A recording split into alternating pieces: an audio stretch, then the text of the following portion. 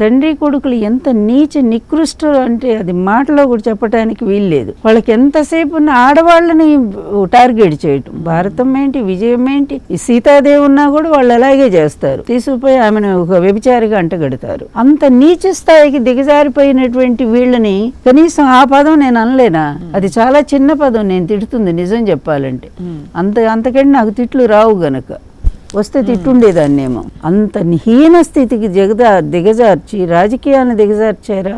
ఎన్టీఆర్ లాంటి ప్రజాస్వామ్యవాది ఒక మహానుభావుడు పార్టీని స్వయంగా స్థాపించుకొని 9 నెలలు అధికారానికి తెచ్చుకొని దేశ స్థాయిలోనే యాంటీ కాంగ్రెస్ క్రింద ఆ పార్టీని నిలబెట్టి నేషనల్ ఫ్రంట్ చైర్మన్ అయ్యి విపి సింగ్ని ప్రధానమంత్రిని చేసినటువంటి ఘనత ఎన్టీఆర్ గారి దక్కితే, ఈ వెధవ ఏం చేశాడండి? ఆ పార్టీని లాగేసి ఆయన బహిష్కరించి పార్టీ నుంచి దాన్ని తీసుకొని అక్కడి నుంచి దాన్ని ఎంత హీన స్థాయిలో దిగజార్చాడంటే ప్రతి ఒక్కళ్ళ కాళ్ళ దగ్గర పెట్టడం.